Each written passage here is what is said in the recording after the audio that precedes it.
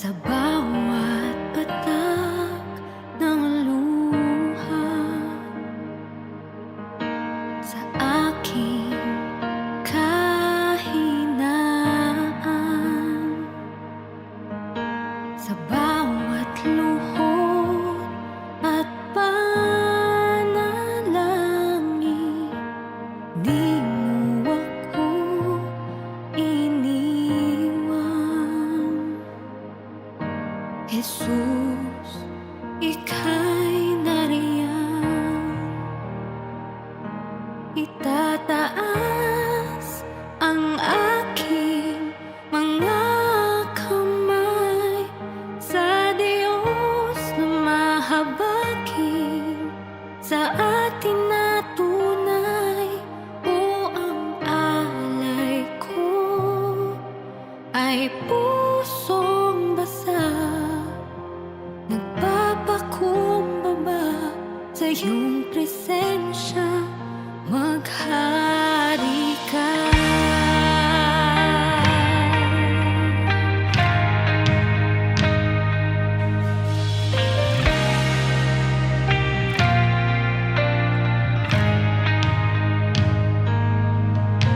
Sa bawat tanong ng buhay, suliranin, di maintindihan,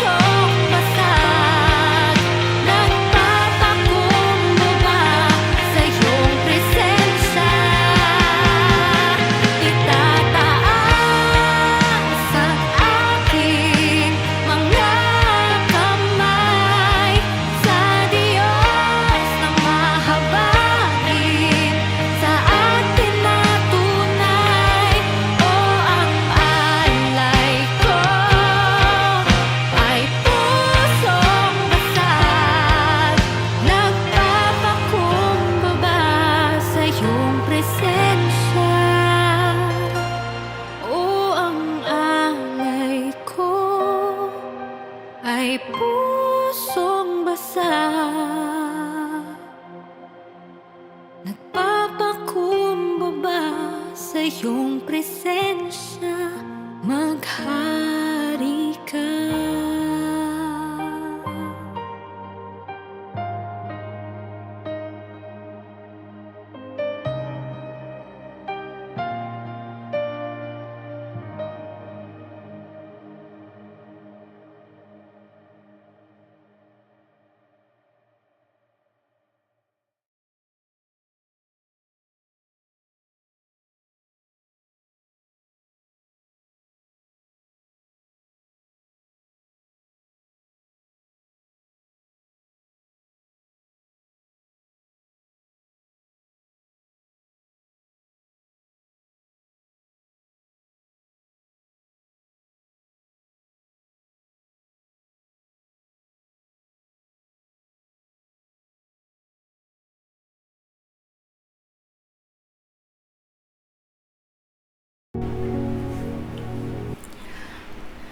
Good morning mga kapamuso. Kumusta po kayo?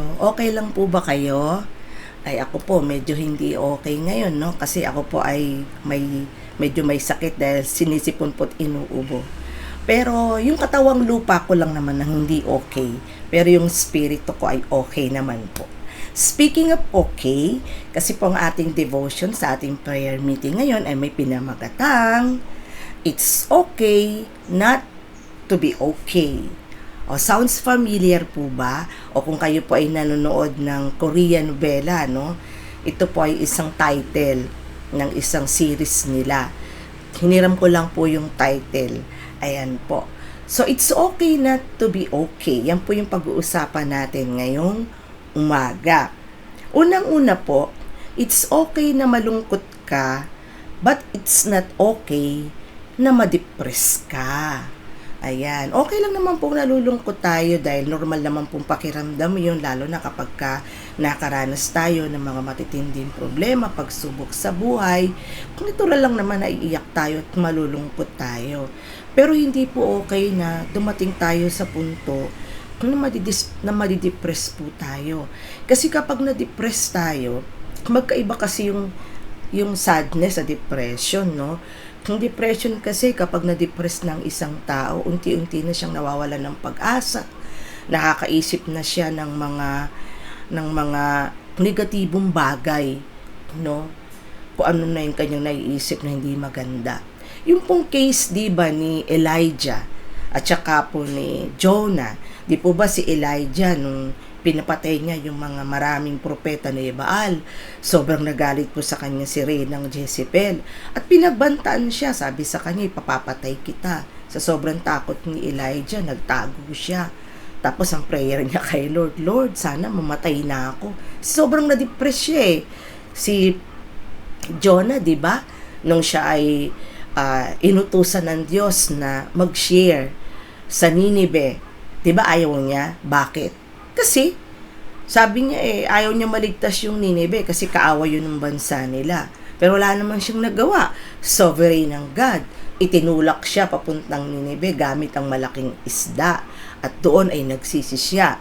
Pero, pagkatapos tumanggap ng mga tao sa Ninive, magbalik loob sa Panginoon, sobrang nalungkot. Na-depress si Jonah, nagalit siya, sabi niya, sana namatay na lang ako. So kapag nadidepress talaga ang tao, kung nakakaisip siya ng hindi magandang bagay. May pangako po ang ating Panginoong Hesus sa Matthew 11:28. Sabi niya po, lumapit kayo sa akin, kayong lahat na nahihirapan at nabibigatang lubha sa inyong pasanin, at kayo ay bibigyan ko ng kapahingahan. So may way out po ang Panginoon kapag tayo po ay sobrang nalulungkot. Ang way out ng Lord sa atin ay hindi yung magmukmuk tayo sa isang tabi, maghapong ma-depress at sukong-suko na. Ang way out ng Panginoon, lumapit sa Kanya kapag masyadong mabigat na ang ating dinadala. At doon, bibigyan niya tayo ng kapahingahan. Maaring hindi mas lutas yung problema agad o baka nga wala ng kalutasan, pero may magbabago sa atin, no? Yung ating heart, yung ating puso, magkakaroon tayo ng kapayapaan to the point na it's okay lang na malungkot, pero hindi naman tayo madidepress. Ayan. Pangalawa, it's okay na magalit ka, but it's not okay na magwala ka. O di ba? Normal din naman sa tao nagagalit, kahit nga ang Panginoong Hesus nagalit eh. Kaya lang ang problema kapag sobrang galit ka at hindi mo nakontrol yung galit mo, unang-una, ikaw rin yung natatrap.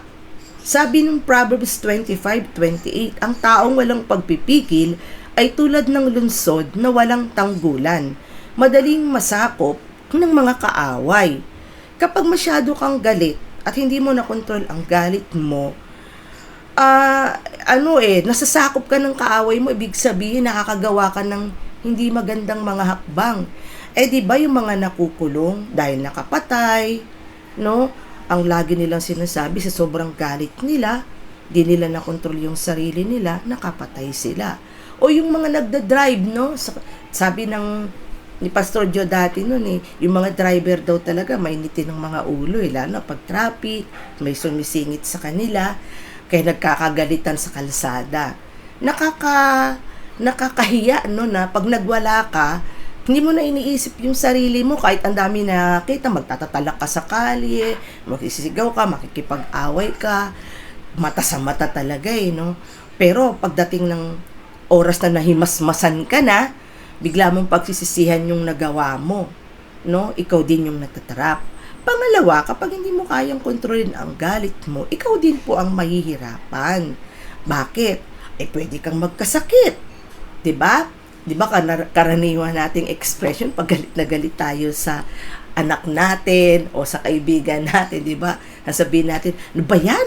Na-high blood na ako sa iyo." O 'di ba? Kahit wala ka naman talagang high blood, ginagamit mo yung salitang high blood, no? Dahil nga sobrang init na ng ulo mo. At may tendency bumigay ka na, 'di ba? Ikaw din yung nahihirapan at hindi ka nakakatulog, no? Naalala ko nung nag-away kami ng matindi ni Pastor John, no, nung nabubuhay pa siya, nag-away kami. Syempre medyo nagkasalpukan kami ng mga hindi magagandang words. Kami dalawa lang naman, no? Wala yung mga anak namin. That was nung tagal pa, maliliit pa yung mga anak ko. Eto na, tulugan na sa gabi. Nako, ang tong Pastor Joe, ang sarap-sarap ng tulog, naghihilik pa. Ako, hindi ako makatulog kasi galit na galit pa rin ako sa kanya. Alam nyo, inis na inis ako. Sabi ko, naku ha, unfair to ha, siya nakakatulog, ako hindi. O, di ginising ko siya. Sabi niya, bakit? Sabi ko, ang daya-daya mo, pinutulugan mo na ako galit pa ako. Tapos ngumiti na lang siya, niyakap niya ako. Sabi niya, bati na tayo. So, bakit? Kasi, tinake niya ng tama yung galit niya, ako hindi, kaya hindi ako nakatulog. O yan, o diba? So, it's okay na magalit ka, but it's not okay na magwala ka. Pangatlo, it's okay na panghinaan ka ng loob, but it's not okay na mawalan ka ng pag-asa. Naalala niyo po ba, diba, nung si Moses, pinadala niya po yung 12 tiktik sa lupang pangako nila. Pinatitingnan kung ano yung kalagayan, yung sitwasyon, kasi sasakupin nila. Di ba nung bumalik yung 12 spies, ang ulat nung 10, ay, hindi natin masasakop yung lugar na yun, mga higante, mga tao dun. Di ba? Matatalo tayo nun, so pinanghinaan sila ng loob, nawalan na sila ng pag-asa, umiyak na sila. Pero may dalawa, no? Si Joshua at si Caleb. Hindi nila tiningnan yung mga malahiganting mga tao. Anong tiningnan nila? Sabi nila, ang lalaki ng mga prutas doon. Ang gaganda ng mga tanim. Mabubuhay tayo, napakasagana, napakaganda ng lugar. Kaya nating sakupin yung lugar na yon. So, hindi sila pinanghinaan ng loob. Kahit dalawa lang sila, no? 2 laban sa 10. Pero hindi sila pinanghinaan ng loob. Hindi sila nawalan ng pag-asa. Alam niyo po yung testimony, no? Yung testimony po ni Carol, hindi ko alam kung paano i-pronounce to. Si Carol Kuy Kendall. Ayan. Sa libro po na Everyday Blessing. Yung book po na Everyday Blessing, yun po yung ginagamit kong devotion everyday po, ano.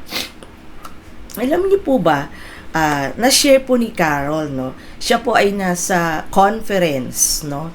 2 days conference po siya. Pinadala po siya ng company nila to attend a conference sa isang bansa. Nung last day na po nung conference, nagmamadali siyang nag-book ng ticket.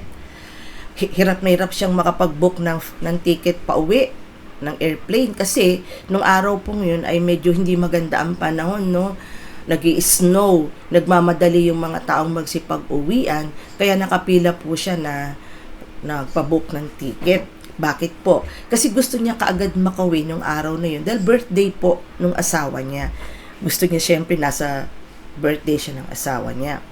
Pagkatapos po nung siya po ay nasa pila na para pumunta na sa airport o siguro sa sakayan ng eroplano. Pinigilan po siya nung stewardess. Sabi niya, "Ma'am, hintay lang po kayo kasi nasa waiting list na po kayo." Ay, nagfrantic po tong si Carol, no? Natarantas siya. Alam niyo yung bang muntik na siyang talagang mawalan ng pag-asa. Sabi, hindi pwedeng hindi ako makauwi.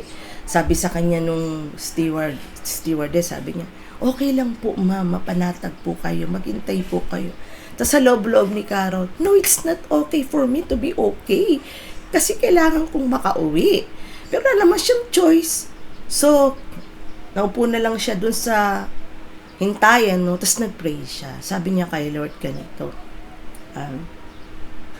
"Lord, gawin mo pong itong circumstance na ito na nangyayari sa akin ngayon. Gawin mo pong positive para sa akin. Bahala ka na po." So, kahit pinanghihinaan siya ng loob, hindi siya nawala ng pag-asa. Katapos, tinawag na yung pangalan niya. Di tuwan-tuwa siya.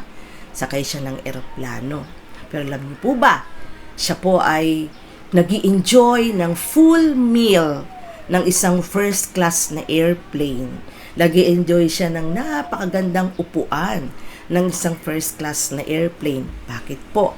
Dahil nasa waiting list na siya, napuno na ang mga silya, ang mga seats ng ordinary airplane na una niyang binook.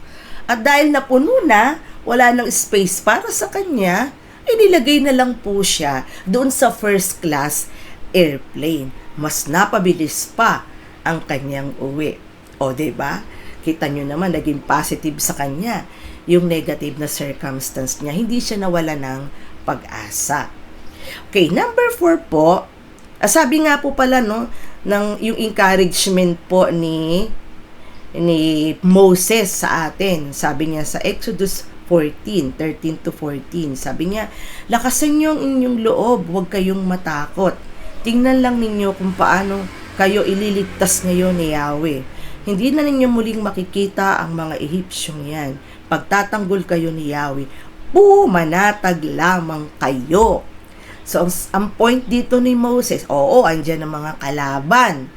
Pwede kayong panghinaan ng loob. Pero ang sabi sa kanila ni Moses, pumanatag lamang kayo. Bakit? Kasi ipagtatanggol kayo ni Yahweh. So, napakagandang bagay po na kapag tayo naghihisterika sa mga sitwasyon ng buhay natin, huwag tayong panghinaan ng loob. Huwag tayong mawawala ng pag-asa. Number 4 po, it's okay na di maging perfect ang gawa mo, but it's not okay na hindi iyon ang best mo. O, diba? Naalala ko po nung si Jairel, grade 4 pa lang siya, no? Meron po silang take-home project. So, hindi pwedeng magpatulong, no, sa nanay o sa tatay. So, ginawa mag-isa. Inobserbahan ko po siya, ang tagal niyang ginawa yung project na yun. Hindi ko na nga maalala kung ano yung project na yun eh. Basta, isa siyang minano-manong project. Buong araw niyang ginawa yung inabot na siya ng gabi. Kasi ang submission, kinabukasan na. So, nung siya ay gumagawa ng project, nakabusangot talaga siya. Instead siya. Bago siya ng bago, palit siya ng palit. Dabog siya ng dabog. Syempre, hindi ko naman mapakialaman, no? Pero natapos niya naman yung project. Pagkatapos kinabukasan, pag uwi niya galing ng school, sabi ko, "Anak, kumusta yung project mo? Naisubmit mo na ba?" Aba, ang sabi ba naman sa akin, eto oh, pinakita niya yung project niya, wasak-wasak, sinira niya. Oh, anong nangyari? Sabi niya, ayoko, ang pangit eh. Hindi daw siya satisfied dun sa project niya. Hindi niya sinubmit. Sabi ko, paano yan? Okay lang yun, ma. Sabi, pwede pa naman daw mag-submit eh. Oo nga, pwedeng mag-submit, pero late na, may bawas na yan. Okay lang kahit may bawas. Basta maganda yung submit ko, hindi. Ulitin ko na lang. So, in a way, medyo disagree ako ng konti doon, kasi syempre, ang laki ng ibabawas eh. Pero sa isang banda, napaisip ako, natutunan ko sa kanya yung prinsipyo ng 1 Corinthians chapter 10, verse 31. Sabi dito, kaya nga kung kayo'y kumakain o umiinom, ano man ang ginagawa nyo, gawin ninyo ang lahat sa ikararangal ng Diyos. Yung idea na, yung trabaho ko, hindi lang siya dapat putyo-putyo lang o basta okay lang, no? Hindi naman kinakailangan sobrang perfect niya, pero dapat, yun yung best ko. Alam ko nung nagtuturo pa po ako, mga kapamuso, no? May lagi akong mga jokes sa mga estudyante ko eh. Nung nagturo ako ng elementary, sa grade 6, no? Nagpagawa po ako ng isang activity na parang may parang poster type, tas may konting explanation. Tas sabi ko, kulayan. Tas sabi nung isang bata nag-submit sa akin, ma'am, okay lang po bang isubmit ko na to kahit wala ng kulay? O edi nag-joke ako. Sabi ko, okay lang anak yan, walang problema. Pero wala rin kulay ang grade mo. Tas tawanan yung klase. So, kinuha niya yung project niya, kinulayan niya. Tas nung high school naman, nagpasulat ako ng essay, no? Nagbigay ako ng idea na at least 2 to 3 paragraphs, no? Tapos itong isang estudyante, maloko, no? Lalaki siya, lumapit sa akin. Sabi niya, ma'am, submit ko na to, napapagod na ako eh. Okay lang po ba kahit maikli lang yung essay ko, kulang-kulang? Sabi ko naman sa kanya, nag-joke ako. Okay din lang yan. Pero, kulang-kulang din ang grades mo. O, di tawanan uli yung mga estudyante. Tapos, nung senior high naman, kasi mga, mga tipong college level na to, no? So, medyo mas mataas-taas na yung standard nyo, no? So, medyo stricto na ako dito. Hindi na ako dito nagjo-joke-joke. May pinagawa po akong isang reflection, no? Sa isang activity namin, pinagawa ko sila ng reflection. Alam niyo, meron akong isang estudyante na tatamad-tamad nag-submit. Siyempre, medyo mas maigpit-igpit na kami dahil mga senior high na ito, no? Sabi niya ng ganun, ma'am, okay lang po ba na hindi ko natapusin tong gawa ko? Wala na akong mapiga eh. Okay lang ba, hindi ko natapusin? O, di seryoso ko. Hindi na ako nagjo-joke. Sabi ko sa kanya, okay lang anak, na-submit mo yan. Pero itong tandaan mo, hindi ko rin tatapusin ang grades mo. Hindi ko ibibigay ng kumpleto ang grades mo. Bumalik siya. Kinuha niya yung kanyang gawa. So, ang idea po kasi dito, yung tinatawag nating universal love ng Diyos. Si Lord, mahal niya lahat ng tao. Pero fair siya sa lahat, Kristiyano ka man o hindi. Fair yung kanyang dating kapag ang pinag-uusapan ay trabaho. Di po ba, bakit minsan may mga hindi Kristiyano mas mayaman pa sa Kristiyano? May mga hindi Kristiyanong mga honor students, yung mga Kristiyano hindi. Ay kasi nagsisikap sila sa buhay eh. Pinagtatrabaho nila ng gusto yun. Yung sabi nga ni Mrs. Cow dati, pagdating daw sa giving ng tithing, no, ng tithes, sabi niya, kapag nagbigay ka ng 1 kutsara sa Panginoon, 1 kutsara din ang matatanggap mo. Pero kapag 1 pala ang binigay mo sa Panginoon, 1 pala din ang matatanggap mo. Kasi mga kapamuso, batas ng buhay na kung ano yung itinanim mo, yun ang aanihin mo. Kung ano yung pinagsikapan mo, yun ang matatamo mo. Batas ng buhay yan. So, it's okay lang po na hindi maging perfect ang trabaho natin. Pero dapat, yun po ang magiging best mo. It's okay na hindi perfect ang ating trabaho, but it's not okay na hindi yung best po ninyo. Ayan. Last point na po tayo, number 5. Sabi po dito, it's okay na mapagod ka sa paglilingkod sa Panginoon, but it's not okay na tumigil ka. Ayan. Sabi po ng 1 Samuel chapter 12 verse 24, subalit matakot kayo kay Yahweh, manatili kayong tapat sa Kanya.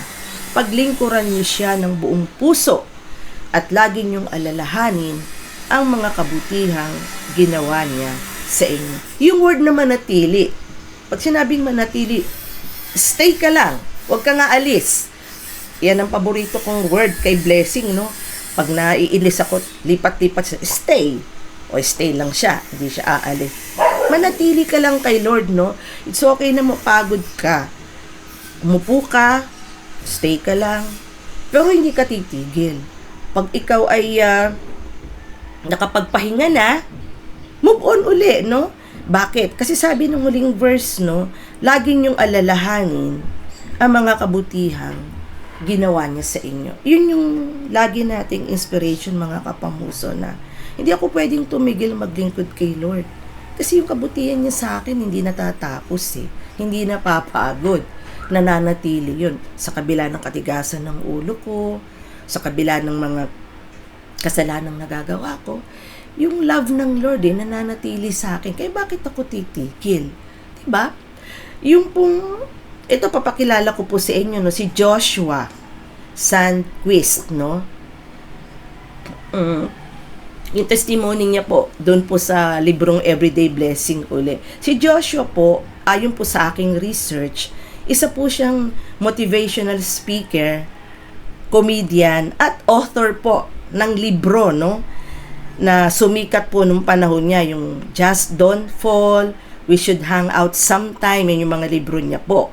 Ayan. Si Joshua po, bata pa lang po siya, naputulan na po siya ng isang leg dahil po may cancer siya. Sabi niya po sa kanyang patotoo doon sa librong binabasa ko, kabataan pa siya noon, meron po siyang ministry sa campus na nag-share siya lagi ng testimony sa mga high schoolers doon, no? Tapos, lagi niya daw pong nakikita yung batang ito, ang pangalan po ay Brett. Lagi niya pong nakikita si Brett na nag-iisang kumakain sa kantin, nag-iisa lagi sa hallway. Nakapansin niya palagi yun, pero hindi niya po kilala yun ng personal. Tapos one time daw po, nung siya po ay may schedule na mag-testimony or mag-testify, sa mga kabataan sa isang cafe internet, no? Nakita niya po si Brett na nasa ilalim po ng hagdanan ng school. Out of nowhere lang. Wala lang, naimbata niya lang. Sabi niya, gusto mong sama ka sa akin. Meron akong pupuntahan sa cafe, ganyan. So, nagulat pa siya. Bigla ba naman sinabi ni Brett na, okay, sige, sama ako. So, punta sila dun sa cafe internet na yon. Maaga pa wala pa yung mga kabataang ini-expect ni Joshua. So, ang ginawa nilang dalawa, naglaro muna sila ng billiard, no? Sa billiard pool, naglaro sila. Pareho silang hindi masyadong marunong. Kaya, nagtatawanan na lang sila. The short and the story, dahil sa pangyayaring yon, naging close sila. Tapos, napakinggan ni Brett yung kanyang testimony. Kasi nung time na yon, nag-share siya ng gospel, no? Sinare niya yung kanyang dating buhay, kung paano siya binago ni Lord, blah blah blah. So, that was the beginning. Naging magkaibigan sila, lagi sila magkasama sa mga hiking, sa mga camping, naging best of friends sila. After 2 years, nung si Brett naman ang inassign na ni Joshua na mag-testify, no, sa mga kabataan, ito yung kanyang testimony. Na nagulat si Joshua. Noon lang niya nalaman, no. Sabing ganun daw ni Brett, patapon ng buhay niya nung siya ay high school kasi walang nagmamahal sa kanya. Baliwala siya sa family niya, baliwala siya sa mga kaibigan niya. Para lang daw siyang isang usok na dumadaan, walang pumapansin. Pagkatapos, nung araw daw, na naisip niya na magpakamatay, doon sa ilalim ng hagdanan ng school campus nila, may isang taong hindi niya kakilala na nag-imbita sa kanya sa isang internet cafe. Biruin niyo, kung si Joshua ay tumigil sa pag-iimbita, si Brett malamang nagpakamatay. Kasi exactly sa araw na yon, naisip na pala ni Brett na magpakamatay kung hindi siya inimbita.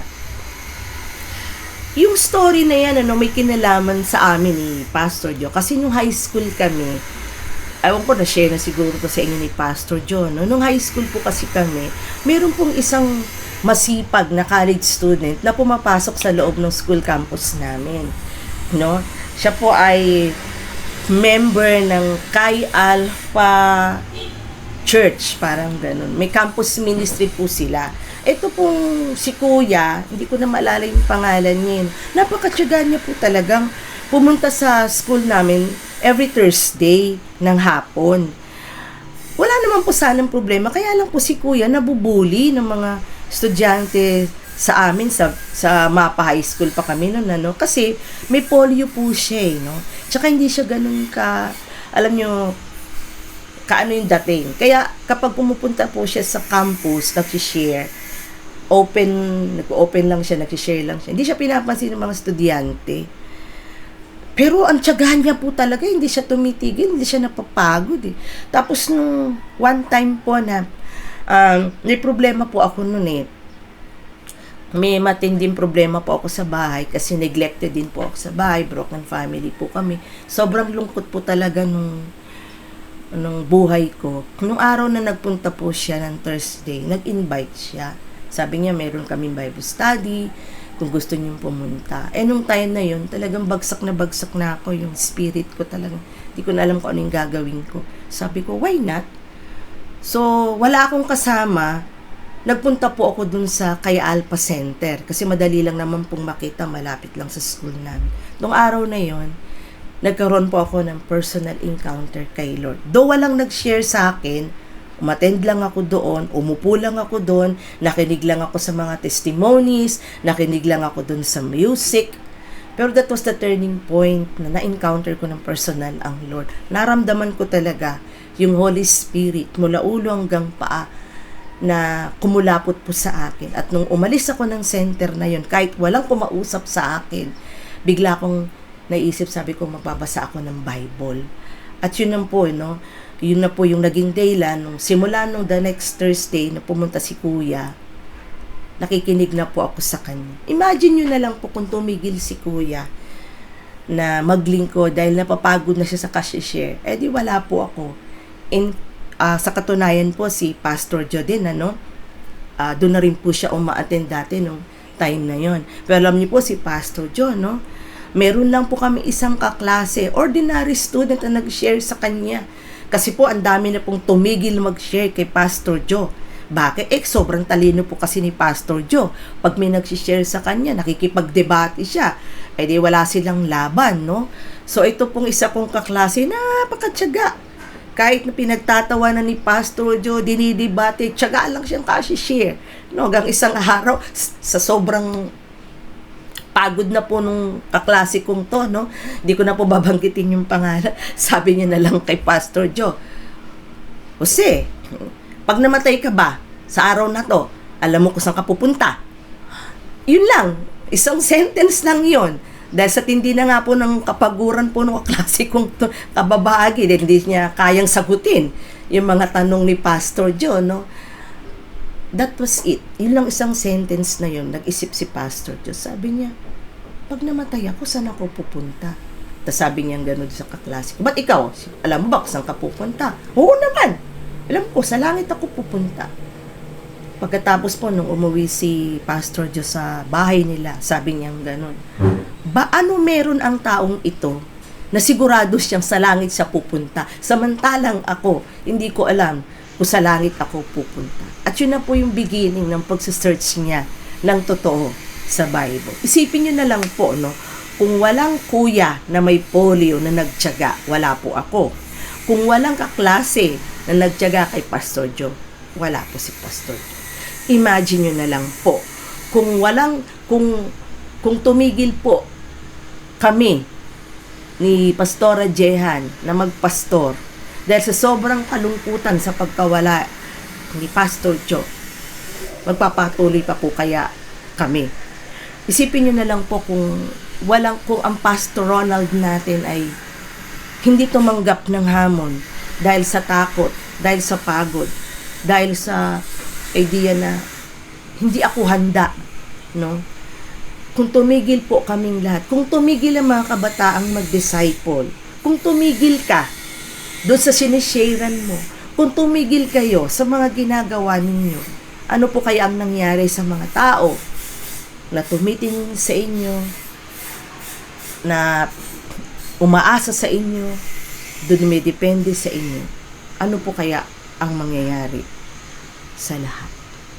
It's okay po na mapagod tayo, pero hindi po okay na tayo'y tumigil sa paglilingkod sa Panginoon. Tayo po'y manalangin. Lord, maraming salamat po sa itinuro mo po sa amin sa umagang ito, sa araw na ito. Salamat, Panginoon, kasi okay lang na maramdaman namin ang iba't ibang mga emosyon, ang galit, ang lungkot, ang disappointment, ang pagkapagod and everything. Pero tulungan mo po kami na sa kabila ng lahat ng ito, maramdaman pa rin namin, Lord, na huwag kaming sumuko, huwag kaming tumigil, huwag po kami mapagod, huwag po kami magwala, huwag po kami ma-depress. Bigyan niyo po kami, Panginoon, na pananampalataya na mapagtagumpayan ang lahat ng ito. Lord, salamat po kasi kahit tao kami, tao lang po kami, mahina po kami. Marami po kaming mga kahinaan sa buhay, marami po kaming mga pagkukulang, and it's normal for us na ma-disappoint kami sa maraming bagay. Pero salamat, napakalawak ng habag mo, napakalawak ng pasensya mo, napakamatiisin mo. Lagi kang willing na intayin kami. Lagi kang willing, Panginoon, na sumuporta po sa amin sa mga nararamdaman po namin at nararanasan. Salamat po. Maging inspirasyon namin, Lord, ang kabutihan mo para hindi po kami, Panginoon, tumigil. Maging inspirasyon namin ang pagiging sovereign mo sa amin, pagiging Diyos mo sa amin, pagiging JSOS mo sa amin, Lord. Para kami po, Panginoon, ay huwag tumigil magmahal at maglingkod sa iyo. Maraming salamat po. Sa sino man po sa amin, Lord, na may pinagdadaanan, sa mga sa mga points na ibinahagi ko po ngayon, patuloy niyo po sila, Panginoon, kalingain, patuloy niyo po silang tulungan, at patuloy niyo po sila, Panginoon, bigyan ng inspirasyon at kalakasan. Salamat po sa pangalan ni Jesus. Amen.